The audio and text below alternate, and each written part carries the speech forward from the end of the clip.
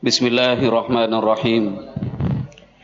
Innal hamdalillah nahmaduhu wa nasta'inuhu wa nastaghfiruh wa na'udzu billahi min shururi anfusina wa min sayyiati a'malina. Man yahdihillahu fala mudhillalah wa man yudlil fala hadiyalah. Ashhadu an la ilaha illallah wahdahu la syarikalah wa ashhadu anna Muhammadan abduhu wa rasuluhu la nabiyya ba'dah.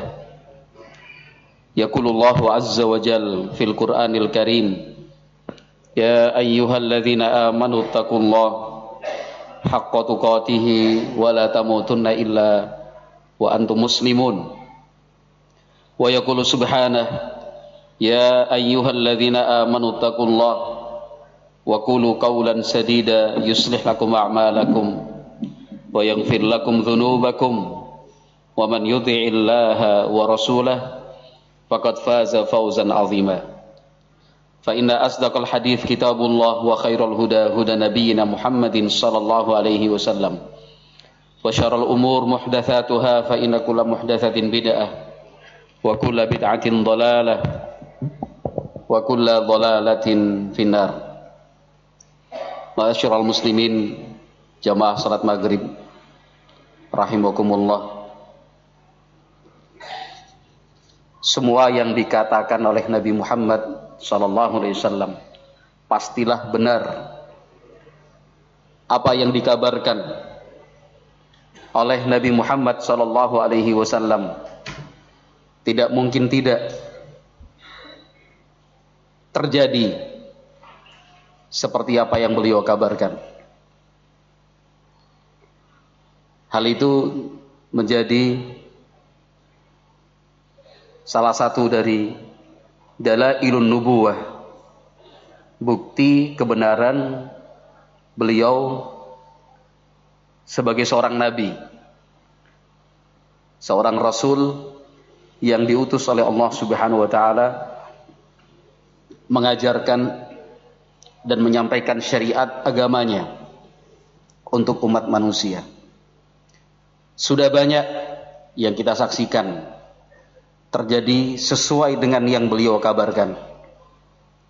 Sudah banyak yang kita alami persis sama dengan yang telah diberitakan oleh Nabi sallallahu alaihi wasallam. Maka tidak ada pilihan kecuali kita membenarkan dan mengikuti apa yang beliau ajarkan sallallahu alaihi wasallam. Oleh karena itu tidak ada yang tersisa dari kita melainkan melaksanakan apa yang beliau perintahkan, meninggalkan apa yang beliau larang. Keutuhan dalam mentaatinya, ketotalan untuk mengikutinya, itulah jalan yang benar, itulah jalan keselamatan.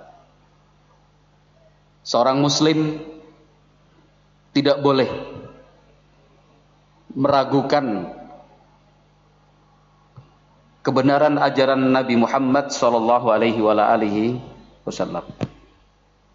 Dan itu menjadi konsekuensi dari syahadat yang kita ucapkan, asyhadu anna Muhammadan Rasulullah. Aku bersaksi bahwa Muhammad benar-benar utusan dari Allah Subhanahu wa taala. Salah satu konsekuensinya adalah tasdiquhu fima akhbar. Apapun yang beliau beritakan kita benarkan. Wa ta'atuhu fima amar. Melaksanakan yang beliau perintahkan. Wajtinabu ma naha anhu wa zajar. Menjauhi, meninggalkan apa yang beliau larang dan yang beliau beri peringatan. Ya. Wa an la yu'badallah illa bima syara'. Dalam melaksanakan praktek ibadah harus sesuai dengan syariat yang ditetapkan oleh beliau sallallahu alaihi wasallam. Sudah banyak yang beliau beritakan akan terjadi di akhir zaman dan sudah terjadi Kita melihat dan kita menyaksikan. Salah satunya adalah berita yang beliau sampaikan bahwa sayati 'alan nasi zamanun, akan tiba saatnya, akan datang suatu masa, akan ada sebuah fenomena yang dirasakan manusia, dan itu sudah terjadi. La yadri al-qatilu fima qatal wa la yadri al-maqtulu fima qutil. Jadi berita dari Nabi sallallahu alaihi wasallam ini jelas akan terjadi kasus-kasus pembunuhan dalam jumlah yang besar, merata, bukan hanya di suatu tempat, tetapi hampir tiap saat, hampir tiap waktu ada kasus pembunuhan. Barangkali karena kita yang tidak mengikuti, atau kita yang tidak mengetahui, tetapi sesungguhnya mereka yang memang hidup untuk melaksanakan tugas, mengantisipasi, mencegah, menindak, dan juga menangani. Disimpulkan bahwasanya kasus-kasus pembunuhan itu sangat banyak sekali. Ada yang diketahui langsung, ada yang beberapa tahun kemudian baru ketahuan. Sekian banyak orang dinyatakan hilang, tidak diketahui informasinya, ternyata sudah menjadi tulang belulang ketika ditemukan. Yang ditemukan di dalam karung, yang dicor, dimasukkan dalam septic tank, yang dibuang ke sungai, yang dibuang di tengah laut, yang dibakar dengan rumahnya, sangat banyak sekali. Orang per orang, kelompok dengan kelompok. Bukan hanya di Indonesia, tapi hampir di setiap titik di dunia, hampir di setiap wilayah, selalu saja ada kasus pembunuhan. Perlu kita ketahui, ma'asyiral muslimin rahimakumullah, salah satu inti dan pokok utama ajaran Islam adalah menghargai jiwa seseorang. Menghargai jiwa seseorang. Jiwa tidak boleh melayang begitu saja. Nyawa tidak boleh kemudian dihilangkan, kecuali dengan sebab-sebab yang syar'i. Kata Nabi sallallahu alaihi wasallam dalam hadis yang diriwayatkan oleh Imam Bukhari dan Muslim, dari hadis Ibnu Mas'ud radhiyallahu anhu, la yahillu damu mri'in muslimin syahida an la ilaha illallah wa anni rasulullah illa bi ihda thalathin, at-thayyibuz zani wan nafsu bin nafsi wa tariku lidinihi al-mufariqu lil jamaah. Jelas sekali Nabi Muhammad sallallahu alaihi wasallam memberikan batasan. Kata beliau sallallahu alaihi wasallam, darah seorang muslim itu terjaga dan tidak halal kecuali dikarenakan 3 sebab. Dia yang sudah bersyahadat la ilaha illallah wa anna muhammadan rasulullah, dia seorang muslim, maka tidak boleh dihilangkan nyawanya, dilarang untuk dibunuh, kecuali ada alasan. Nah, hanya 3 alasan yang disebut oleh Nabi Muhammad SAW. Yang pertama, ats-tsayyibuz zani, orang yang sudah menikah secara syar'i, melakukan perbuatan zina, hukumnya dirajam, dilempari. Dirajam itu artinya dilempari dengan batu-batu kecil, kerikil. Ada yang mengatakan ditanam setengah badan di tanah terlebih dahulu, Ada yang berpendapat tanpa ditanam. Terlepas dari teknis pelaksanaan, tapi itulah hukuman bagi orang yang pernah menikah secara syar'i, baik statusnya saat itu sedang menjadi seorang suami atau istri, atau dia menjadi duda atau janda, tapi pernah menikah secara syar'i, berzina, dihukum mati. Itu pun syaratnya kan ketat, ada saksi, ya kan? Dan seterusnya. Yang kedua, kata Nabi Shallallahu Alaihi Wasallam, wan nafsu bin nafsi, hukum qisas yang ditegakkan. Orang membunuh secara sengaja, maka salah satu hukuman yang diancamkan kepada pelaku adalah dibunuh juga.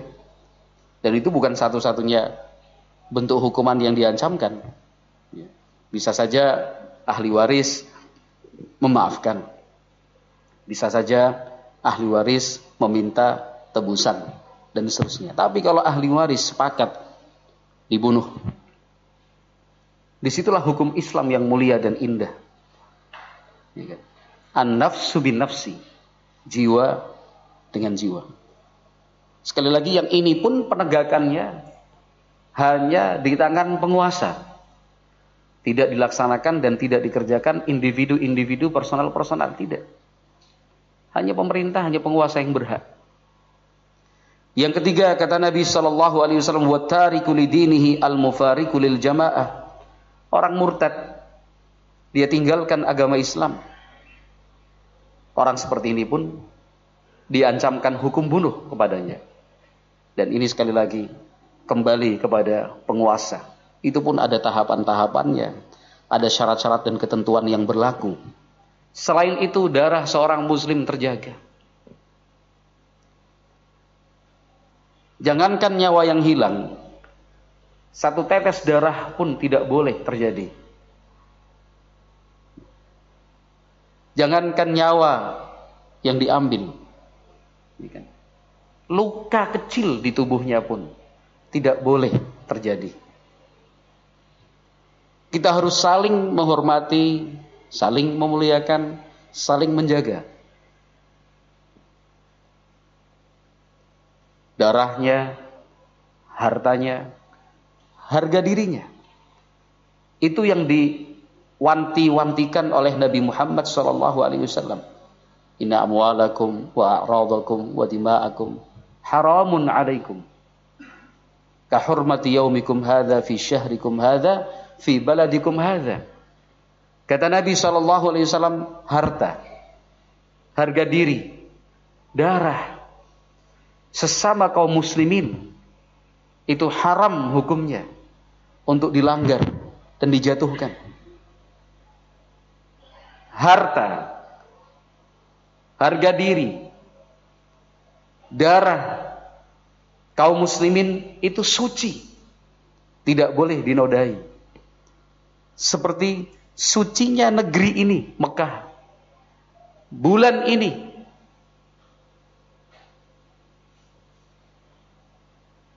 hari ini. Itu disampaikan oleh Nabi alaihi salatu wasallam di musim haji sallallahu alaihi wasallam.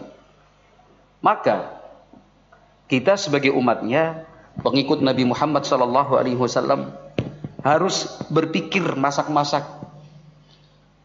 Mesti mempertimbangkan sampai 1001 langkah. Ketika terpikir di dalam benak kita, wis pateni bae. Ketika menganggap membunuh itu sebagai jalan keluar. Ketika memandang menghilangkan nyawa adalah solusi yang terbaik.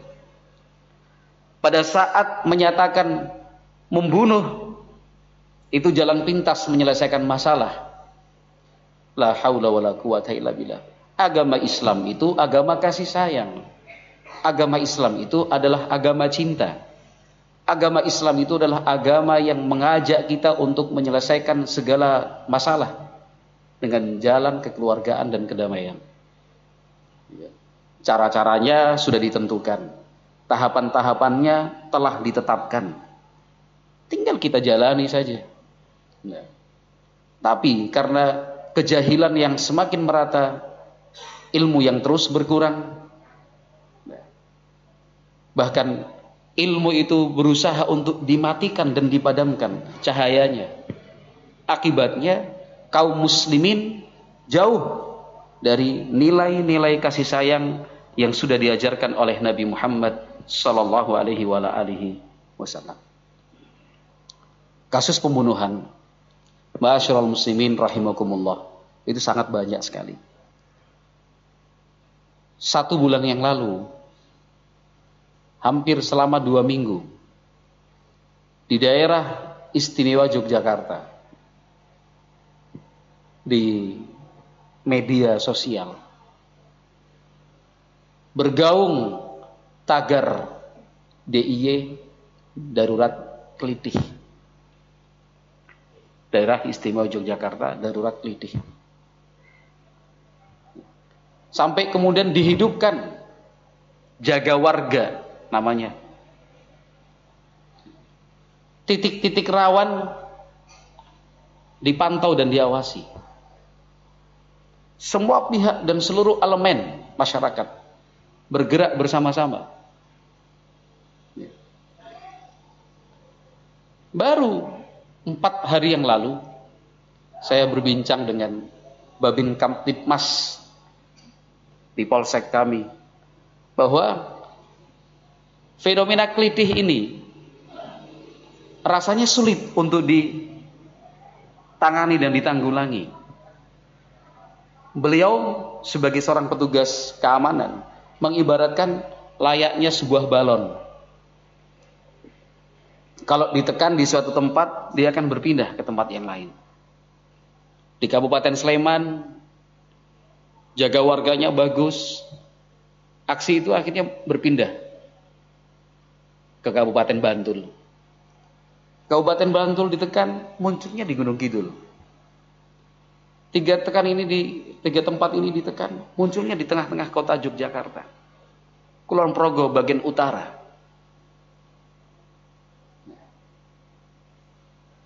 Sebuah fenomena yang sangat mengerikan sekaligus menyedihkan.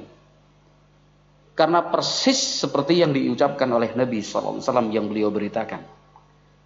Pelaku Kelitih tidak punya motif apa-apa. Kecuali hanya cari nama. Korban tidak pernah mengenal para pelaku yang melukai, bahkan yang telah membunuhnya. Karena tidak ada hubungan apa-apa.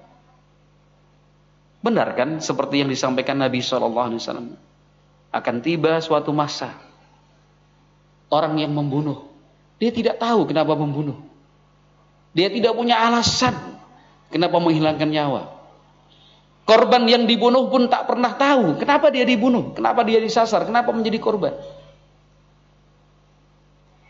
Para pelaku yang tertangkap hanya menjawab iseng, golek jeneng.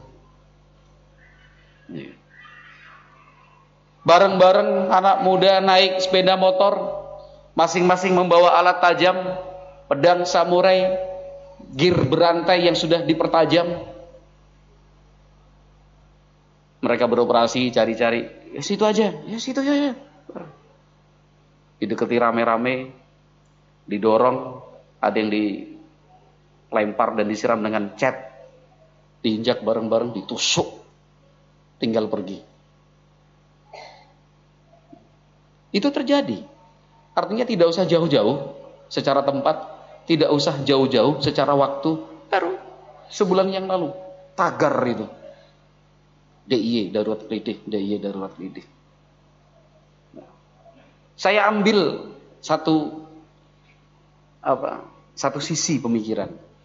Kalau Yogyakarta yang dikatakan sebagai kota pelajar, bahkan mereka bilang kota pendidikan, ada juga menyatakan kota budaya dan seterusnya. Hal seperti itu terjadi. Bagaimana di tempat yang lain? Mungkin tidak terekspos.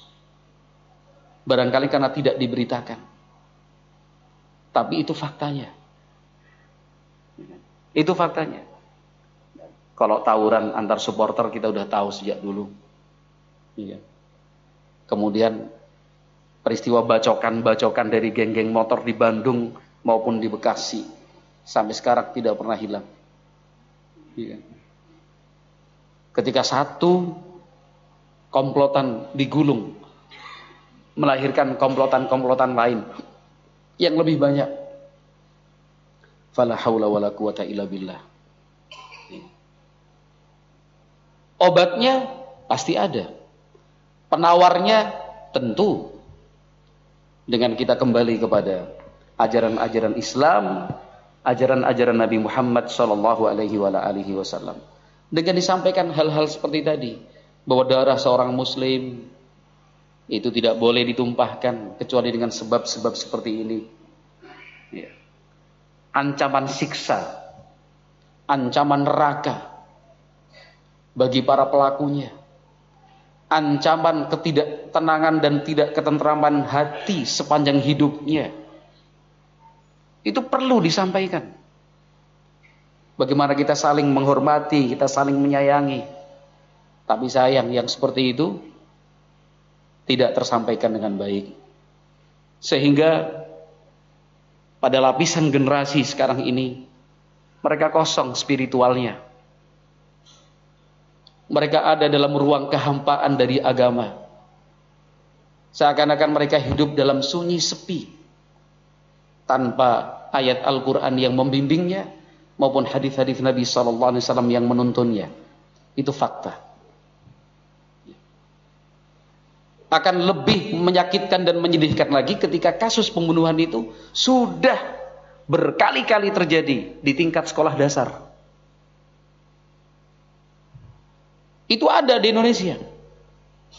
Dan banyak kasusnya. Di tingkat sekolah dasar.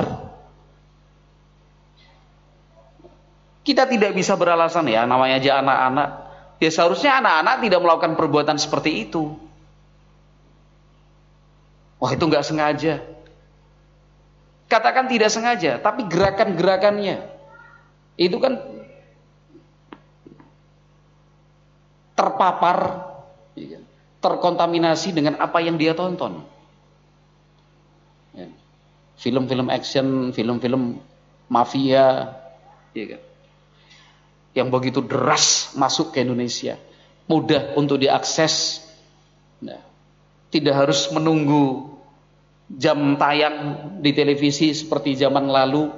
Sekarang dalam 24 jam kapanpun film-film kekerasan seperti itu bisa diakses dan dibuka. La haula wala quwata illa billah. Film laga lah, film action lah. Sudah terlalu banyak kasus-kasus kejahatan itu terungkap pelakunya anak-anak. Ketika diteliti, terinspirasi dengan apa yang dia lihat, sampai membunuh. Ma'asyiral muslimin rahimani wa rahimakumullah. Intinya kita harus mengingat bahwa Islam, agama yang diajarkan oleh Nabi Muhammad SAW, itu bukan agama yang mengajarkan untuk membunuh, bukan agama yang mengajak kita untuk menghilangkan nyawa orang dengan mudahnya. Agama yang tidak mengajarkan kita untuk sedikit-sedikit pateni bae. Udah habisi aja nyawanya. Seorang suami membunuh istrinya. Seorang istri membunuh suaminya. Orang tua membunuh bayinya. Seorang anak membunuh orang tuanya.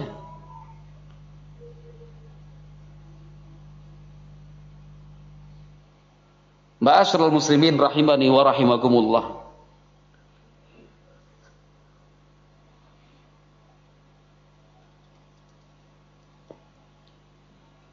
Khalifah Utsman ibnu Affan radhiyallahu anhu, seorang khalifah. Tidak ada kedudukan yang lebih tinggi dari khalifah saat itu. Utsman bin Affan radhiyallahu anhu.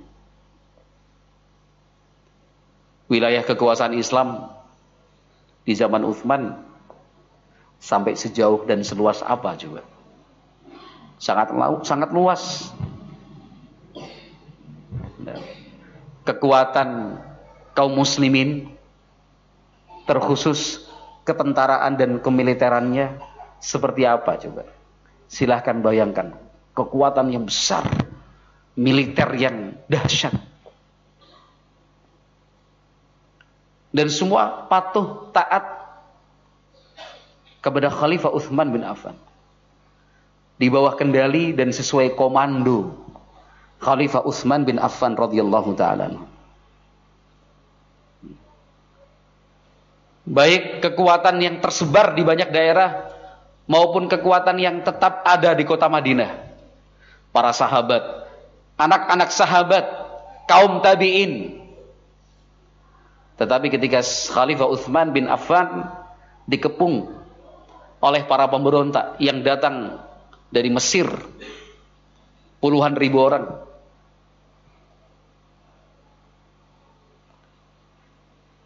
mereka mengepung kediaman sahabat Utsman bin Affan radhiyallahu anhu, mengepung rumah khalifah, berteriak-teriak sepanjang hari, mencaci maki dan mencela sahabat Utsman radhiyallahu anhu. Padahal Khalifah Utsman sudah 80 tahun lebih usianya waktu itu. Orang yang sudah lanjut usia, sudah sepuh, punya kekuatan. Karena semua waktu itu kendalinya di tangan Utsman radhiyallahu anhu. Sahabat Abdullah bin Zubair diriwayatkan oleh Al-Imam Ahmad rahimahullah dalam kitab Az-Zuhud. Beliau termasuk yang bertugas untuk menjaga kediaman Khalifah Utsman bin Affan. Kata Abdullah bin Zubair, qultu li Utsmana radhiyallahu anhu yaumad dar qatalahumullah fa wallahi laqad ahallallahu laka qitalahum faqala la wallahi la uqatiluhum abadan. Abdullah bin Zubair, pahlawan Islam, panglima perang kenamaan, putranya panglima perang juga Zubair bin Awam. Abdullah bin Zubair yang jago bertempur, Abdullah bin Zubair yang kemampuan individunya di atas rata-rata dan berkali-kali lipat daripada kekuatan prajurit biasa. Abdullah bin Zubair radhiyallahu anhuma, beliau mengatakan kepada Khalifah Utsman, qatalahumullah, Allah yang akan memerangi mereka, para pemberontak itu. Wallahi, demi Allah, laqad ahallallahu laka qitalahum, sungguh dalam kondisi dan situasi seperti ini wahai Khalifah, sesungguhnya Allah telah menghalalkan Anda melawan mereka, memerangi mereka, para pemberontak itu. Faqala la, kata sahabat Utsman sebagai khalifah, tidak. Wallahi, demi Allah, la uqatiluhum abadan, selamanya saya tidak akan memerangi mereka. Selamanya tidak akan saya keluarkan perintah dan instruksi untuk melawan mereka. Khalifah Utsman radhiyallahu anhu. Karena beliau menghargai darah seorang muslim, beliau tidak ingin menjadi sebab mengalirnya darah seorang muslim.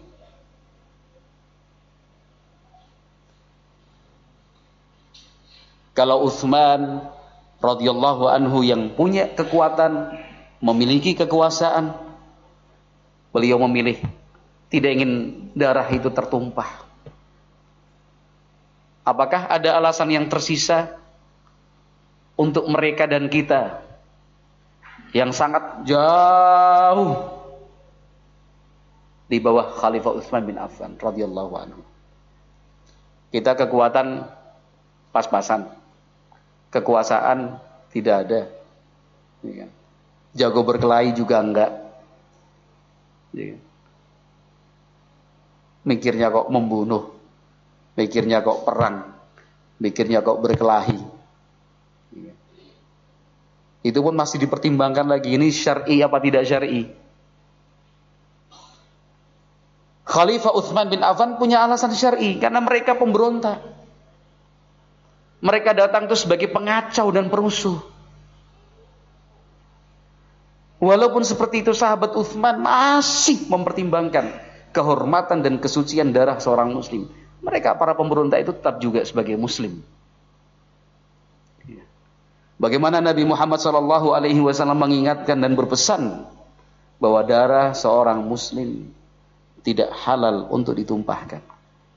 Kalau dia sudah mengucapkan 2 kalimat syahadat, asyhadu an la ilaha illallah wa asyhadu anna Muhammadan Rasulullah, darahnya itu menjadi suci.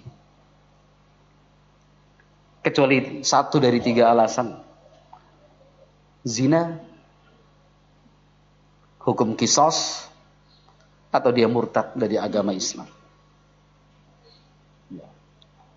Fadakhalu alaihi faqataluhu wa huwa shaimun. Para pemberontak itu akhirnya mampu menerobos rumah sahabat Utsman, khalifah umat Islam. Mereka membunuh Khalifah Utsman wa huwa shaimun, waktu itu sedang puasa. Beliau sedang berpuasa, sedang membaca Al-Quran. Ada yang naik dari atas atap loteng, masuk, sudah dibunuh. Pertanyaan kita kan, loh di mana para pengawal? Di mana para sahabat waktu itu? Di mana anak-anak sahabat? Di mana kekuatan militer Islam waktu itu? Kok begitu mudahnya khalifah dibunuh? Jawabannya bukan karena tidak ada sahabat di kota Madinah, bukan karena tidak ada militer di sana, bukan karena tidak ada pengawal di sana.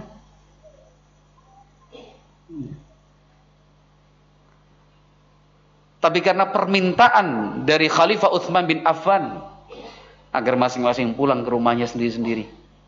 Jangan sampai terjadi pertumpahan darah. Yang mereka inginkan kan Utsman, bukan yang lain. Sudah, biarkan. Wa kana Utsman amara Abdullah ibn Zubair ala dari faqala Utsman man kanat li alaihi ta'atun falyuti Abdullah ibn Zubair. Waktu itu Khalifah Utsman memerintahkan agar Abdullah bin Zubair lah yang ikut menemaninya. Sahabat Utsman berpesan, barang siapa yang masih menganggap saya sebagai pemimpinnya, yang ingin taat kepadaku, maka ikuti Abdullah bin Zubair. Artinya apa? Sahabat Abdullah bin Zubair diminta untuk menghalau. Kalau misalkan ada sahabat yang datang ingin bilang pulang. Ma'asyiral muslimin rahimani wa rahimakumullah. Seujung kuku pun tidak ada dari kita yang bisa menyamai dan menandingi Khalifah Utsman bin Affan radhiyallahu anhu. Kalau masalah membunuh, apakah ada yang punya kemampuan seperti Khalifah Utsman bin Affan? Alasan ada, kekuatan punya, kekuasaan di genggamannya. Beliau sahabat Nabi, tapi tidak berpikir untuk membunuh, tidak berpikir untuk menumpahkan darah seorang muslim. Al-Imam Muhammad bin Sirin rahimahullah, seorang ulama dari tabi'in, beliau berkisah untuk kita tentang sahabat Sa'ad bin Abi Waqqas radhiyallahu anhu. Sahabat Sa'ad bin Abi Waqqas ditanya, "Ala tuqatilu fa innaka min ahli syura wa anta ahaqqu bihadzal amri min ghairik?" Ada yang bertanya kepada Sa'ad bin Abi Waqqas, "Kenapa Anda tidak ikut konflik?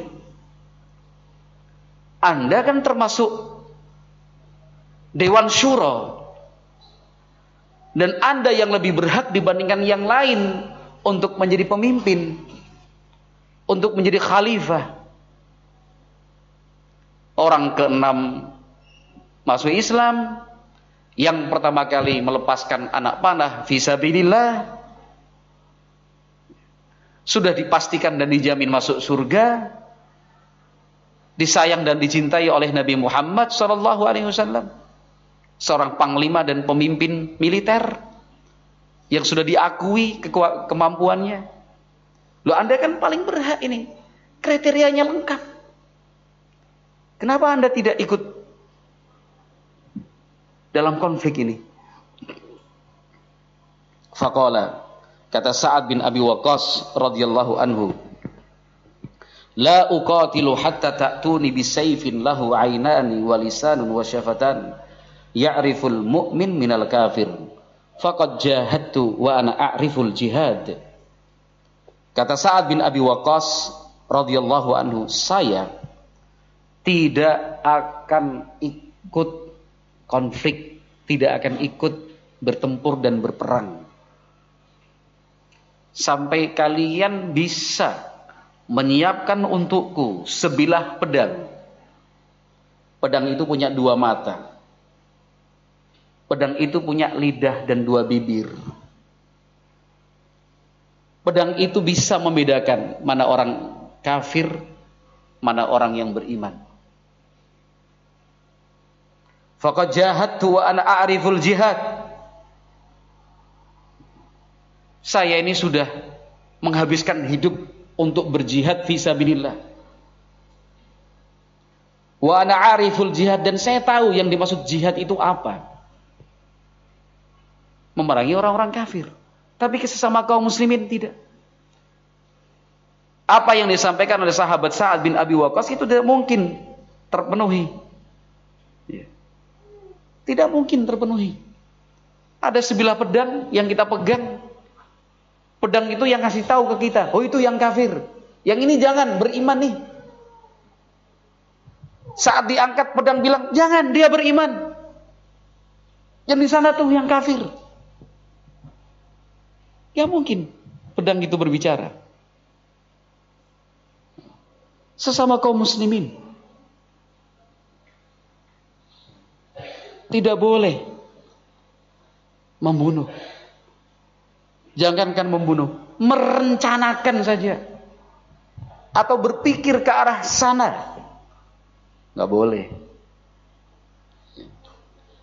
Sahabat Abdullah bin Umar radhiyallahu anhuma pernah ditemui oleh seseorang, ya Aba Abdurrahman, anta bin Umar wa sahibu Rasulillah sallallahu alaihi wasallam, fa dzakara manaqibah fama yamna'uka min hadzal amr. Sahabat Abdullah bin Umar itu pernah didatangin seseorang. Kata orang itu, wahai Abu Abdurrahman, wahai Ibnu Umar, Anda putranya Umar bin Khattab. Anda adalah sahabatnya Rasulullah. Anda. Terus disebutkan tentang kelebihan dan keistimewaannya. Artinya, Anda itu layak untuk menjadi pemimpin. Anda itu pantas untuk jadi yang terdepan. Fama yamna'uka min hadzal amr. Terus apa yang menjadi penghalang? Apa alasan Anda untuk tidak ikut-ikutan? Di sini kita mengambil sebuah kesimpulan bahwa ya kan, yang namanya provokator itu di setiap waktu dan setiap tempat selalu ada. Ya kan? Kita pengennya damai-damai aja. Kita pengennya tantram-tantram saja. Kita inginnya lurus. Tapi kadang-kadang ada di antara kita, entah sadar atau tidak sadar, ya, disengaja atau tidak disengaja, terucap tuh setan pakai mulutnya, pateni bae, bunuh saja, wes perang bae, suwen, iya. Nggak bisa kita katakan, ya wajar lah, saking semangatnya sih, enggak. Semangat itu boleh, tapi ada aturannya. Kecemburuan dan ghirah terhadap Islam itu memang harus. Tapi kan ada batasan-batasannya. Kata-kata seperti tadi, jangankan dilaksanakan, diucapkan saja nggak boleh. Dampak dan efeknya bisa sangat negatif. Kalau terbang ke sana kemari, terdengar ke sana dan ke sini, apa jadinya? Ngajak perang. Membunuh nih. Sahabat Abdullah bin Umar radhiyallahu anhuma, apa jawabannya? Yamna'uni annallaha ta'ala harrama alayya damal muslim. Yang membuat saya tidak melakukannya karena Allah Subhanahu wa taala telah mengharamkan darah muslim saya tumpahkan. Fa innallaha azza wa jalla yaqul, sesungguhnya Allah Subhanahu wa taala berfirman, wa qatiluhum hatta la takuna fitnatun wa yakuna ad-dinu lillah. Allah berfirman, perangilah mereka hingga tidak ada lagi fitnah dan agama itu menjadi benar-benar milik Allah. Qala qad fa'alna wa qad qatalnahum hatta kana ad-dinu lillah. Kata sahabat Ibnu Umar, sudah kami laksanakan ayat ini. Kami sudah berperang di jalan Allah melawan mereka sampai agama Islam betul-betul tegak di atas muka bumi. Jaya. Fa antum turiduna an tuqatilu hatta yakuna ad-dinu li ghairillah. Lalu kalian ingin berperang supaya agama ini bukan lagi untuk Allah? Apa tujuan sesama kaum muslimin? Saling membunuh, saling berperang, saling menjatuhkan. Apa tujuannya? Apa maksudnya? Itu bukan lagi lillahi ta'ala, bukan lagi untuk Allah Subhanahu wa ta'ala. Ma'asyiral muslimin rahimani wa rahimakumullah. Ya, maka mari bersama-sama kita menyebarluaskan ajaran Islam, ajaran Nabi Muhammad sallallahu alaihi wasallam. Kita tiru putra Nabi Adam alaihissalam. Putra yang terbunuh, bukan putra yang membunuh. Putranya yang tidak ingin mengotori tangan dengan darah saudaranya. Memilih untuk menjadi korban yang terbunuh daripada menjadi seorang saudara yang membunuh. Tanpa ada sedikit pun keinginan di dalam hati untuk membunuh. Ya. Karena orang yang membunuh dan yang dibunuh, kata Nabi SAW, bisa saja kedua-duanya masuk ke dalam neraka. Sahabat bertanya, kalau yang membunuh, iya wahai Rasulullah. Kalau yang dibunuh, korban pembunuhan, kok masuk neraka juga? Kata Nabi SAW, karena sebelum dia terbunuh, dia punya keinginan kuat untuk membunuh saudaranya. Tapi dia kalah. Bersihkan hati. Sucikan jiwa. Jaga pikiran kita. Tetap sehat dan di atas fitrahnya. Jangan berpikir untuk melakukan hal-hal yang melanggar syariat agama. Wallahu a'lam bishawab. Mudah-mudahan bermanfaat. Subhanakallahumma wa bihamdika. Asyhadu an la ilaha illa anta astaghfiruka wa atubu ilaik. Alhamdulillahirabbil alamin.